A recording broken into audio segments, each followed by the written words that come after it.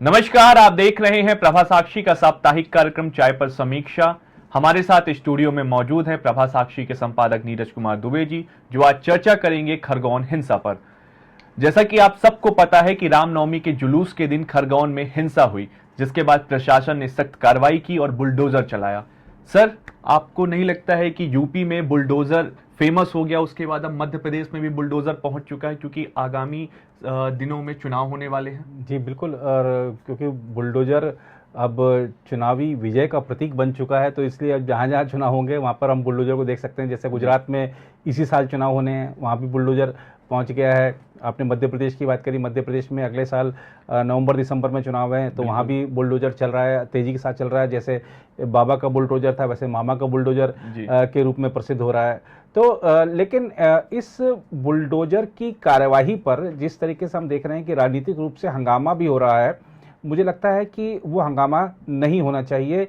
देखिए, किसी भी सरकार की पहली प्राथमिकता ये होती है कि कानून व्यवस्था का शासन बना रहे। कानून व्यवस्था का शासन बना रहे, इसके लिए सरकार को तमाम तरह के जो उपाय करने भी पड़ते हैं।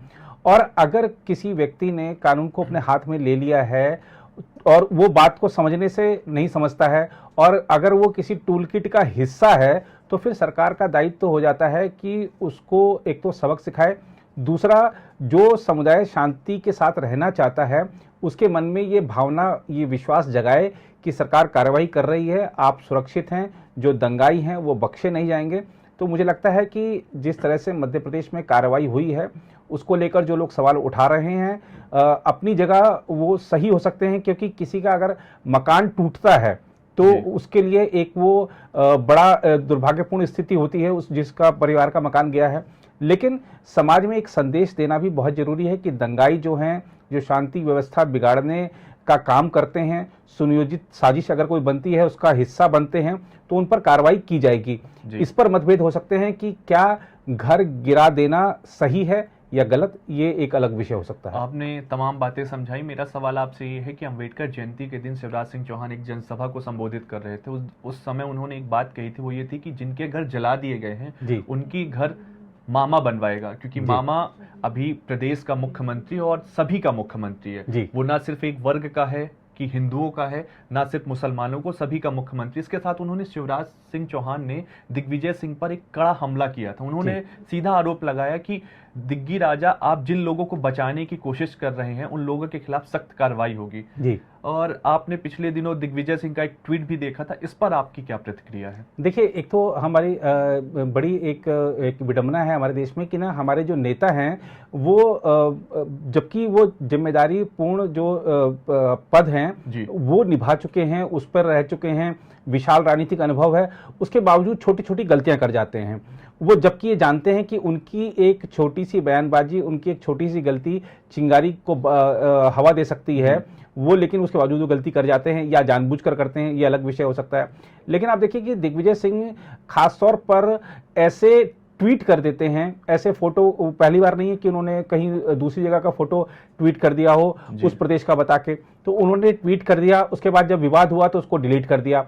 तो ऐसे अगर कोई व्यक्ति बार बार करता है तो ये भी एक सवाल उठता है कि क्या उससे अनजाने में गलती होती है बार बार, या वो जानबूझकर ऐसा करते हैं।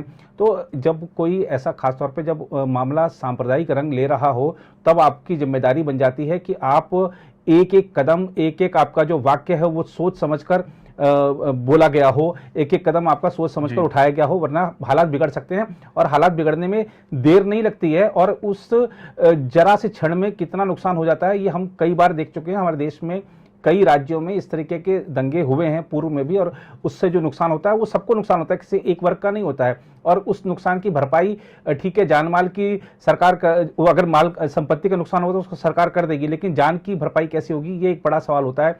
जो बेचारे खरगोन हिंसा में आप देखिए कि किस तरीके से अस्पतालों में अब भी जीवन मृत्यु के बीच संघर्ष कर रहे हैं, उनका क्या दोष था? वो तो बेचारे वहां पर रामनवमी जुलूस का हिस्सा बनने गए थे और बदले में ये हो गया। तो कारण जो भी हो, जांच आयोग है, बाकी सब चीजें, वो निष्कर्ष निकालेगा, हम कारणों पे नहीं जा रहे हैं, लेकिन जो कुछ हुआ वो नहीं होना चाहिए था। और आप देखिए कि ये कानून व्यवस्था अगर सुदृढ़ हो तो आपका प्रदेश कैसे चलता है, इसका प्रत्यक्ष उदाहरण उत्तर प्रदेश है। मुख्यमंत्री योगी आदित्यनाथ ने कहा भी है कि रामनवमी के दिन 800 शोभा यात्राएं और जुलूस निकले थे। दंगे की तो छोड़िए, आप किसी में जरा में तू मैं भी नहीं हुई है। और जो दोनों समुदाय हैं उन दोनों ने मिलकर इस जो आयोजन जो था उसको सफल बनाया। आपने कई रिपोर्टें भी की इस मुद्दे पर। तो ये दिखाता है कि जब लोगों को लगता है कि हमारे प्रदेश में कानून का शासन है, अगर हम कानून से खिलवाड़ करेंगे तो हमको बख्शा नहीं जाएगा, और फिर चाहे आप अपनी जिम्मेदारी समझकर कानून का पालन करें, चाहे डर के पालन करें, लेकिन कानून का शासन बने रहना चाहिए। ये हमारा संविधान एक जिम्मेदारी देता है सभी सरकारों को, और वो करते हैं सरकारें। लेकिन सर, आपको ये नहीं लगता कि इसमें कानून की भी नाकामी रही है? क्योंकि अगर कानून मुस्तैद होता तो वहां दंगा ही नहीं होता, वहां हिंसा ही नहीं होती खरगोन में। हालांकि अब हनुमान जयंती के मौके पर कड़ी व्यवस्था की गई है, सतर्कता के साथ ड्रोन भी चलाए जा रहे हैं, और ये देखा जा रहा है कहीं पे कुछ घटना ना हो जाए। जी नहीं, बिल्कुल। देखिए, इसमें हम प्रशासन की नाकामी की बात स्वीकार कर सकते हैं, क्योंकि वहां पर अगर इस तरीके के आयोजन थे, और आयोजन जब किए जाते हैं तो उसके बारे में प्रशासन को सूचित किया जाता है कि शोभा यात्रा यहां से वहां तक जाएगी या इतने लोग इसमें शामिल होंगे, अनुमति भी ली जाती है। तो अगर प्रशासन के पास पहले से जानकारी थी तो सुरक्षा के बंदोबस्त क्यों नहीं थे? अब जैसा कि बातचीत आ रही है कि सामने रिपोर्टें आ रही कि टूल किट का एक मामला था, उसमें ये साजिश रची गई थी। तो अगर साजिश रची गई थी तो जो खुफिया विभाग है वो क्या कर रहा था, उसके पास क्यों नहीं ये रिपोर्टें थी, क्यों अब ये सब चीजें निकल कर आ रही हैं? तो प्रशासन की जो नाकामी है, जो शासन तंत्र की नाकामी है, उसमें कहीं कोई है ही नहीं कि ऐसा नहीं है, वो बिल्कुल है। और इस बात को सरकार को भी स्वीकार करना चाहिए, और आगे ऐसा ना हो इसकी पुख्ता प्रबंध करने चाहिए। जैसा कि हमको पता चला है सरकार के सूत्रों से भी कि चाहे अगर हनुमान जयंती पर हो या और आने वाले जो भी पर्व हैं, त्यौहार हैं, उन पर सुरक्षा के बंदोबस्त किए गए हैं। तो ये इस पर भी, रामनवमी पे भी किए जाने चाहिए थे।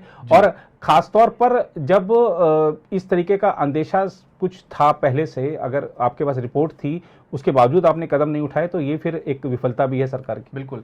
अब दूसरी खबर की तरफ बढ़ते हैं। वो ये है कि देश के कई राज्यों के ऊपर भारी कर्जा, उनमें पंजाब भी शामिल है, और इसी बीच पंजाब की भगवंत मान सरकार ने 300 यूनिट मुफ्त बिजली का ऐलान कर दिया। आप इसे किस तरह से देखते हैं? क्योंकि ये एक हिसाब से बहुत बड़ा ऐलान है, और सीधे तौर पे 5000 करोड़ का पंजाब पर बोझ आने वाला है। और दूसरी तरफ जबकि बिजली विभाग ने कहा था कि अभी यह सही समय नहीं है।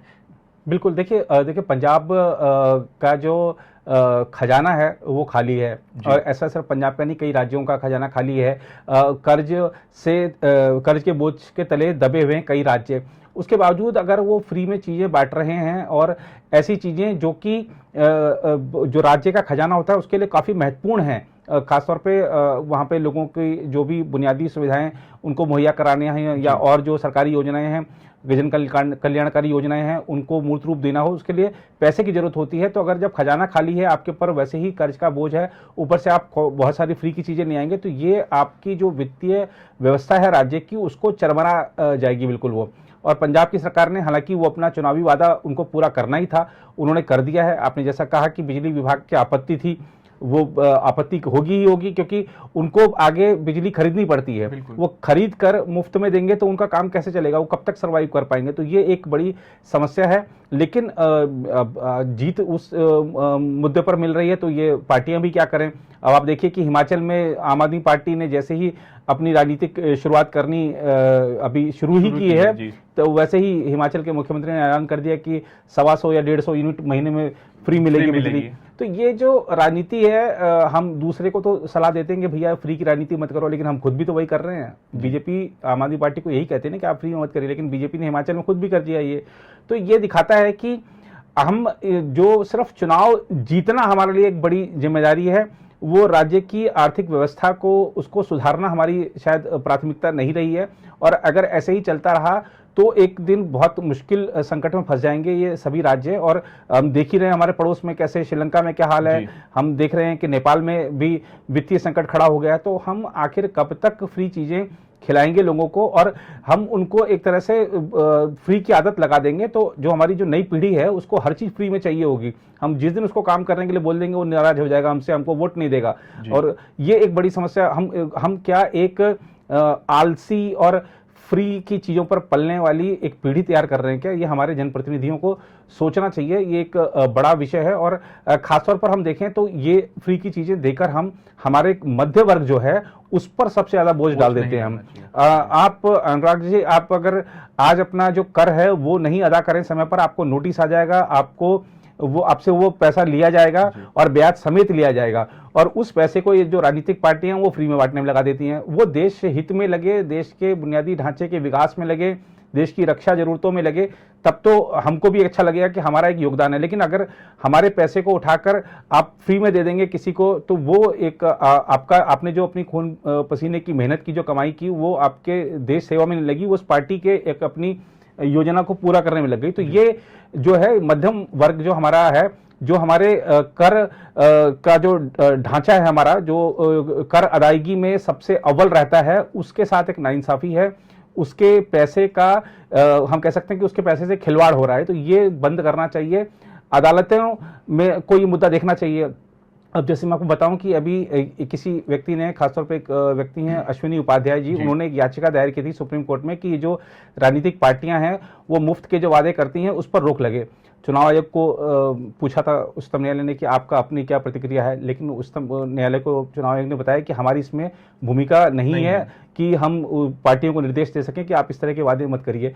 तो अब समय आ गया है कि सुप्रीम कोर्ट ही कोई गाइडलाइन बना दे, क्योंकि चुनाव आयोग को बहुत ज़्यादा अधिकार दिए नहीं है राजनीतिक दलों ने। राजनीतिक दल संसद में या विधानसभा में लाकर कोई प्रस्ताव या कोई विधेयक इस तरह का कानून बनाएंगे नहीं, क्योंकि उनको तो चुनाव जीतना है। तो अब अदालत ही है जो कुछ कर सकती है इस मामले में। अदालत को देखना चाहिए कि कैसे ये जो फ्री की राजनीति हो रही है इसको रोका जाए, क्योंकि ये देश की जो हमारी वित्तीय संकट एक दिन खड़ा कर देगी। बिल्कुल, और हमें पड़ोसी मुल्कों यानी कि श्रीलंका और नेपाल से भी सीखना चाहिए कि वहाँ के हालात कैसे हैं। और ऐसे में हमें तमाम राज्यों से बस इतनी ही अपील है कि आप जिस बोझ तले आप दबे हुए हैं उससे उबरने की कोशिश करिए, ना कि और लोक लुभावन वादे के जरिए जनता को मुफ्त की चीजें दें।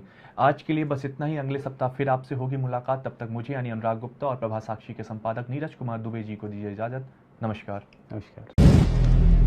अगर आप भी लेना चाहते हैं देश दुनिया की तमाम जानकारी तो आज ही सब्सक्राइब करें हमारे चैनल को। साथ ही नीचे दिए बेल आइकन को जरूर दबाएं ताकि हर अपडेट आप तक पहुंच सके।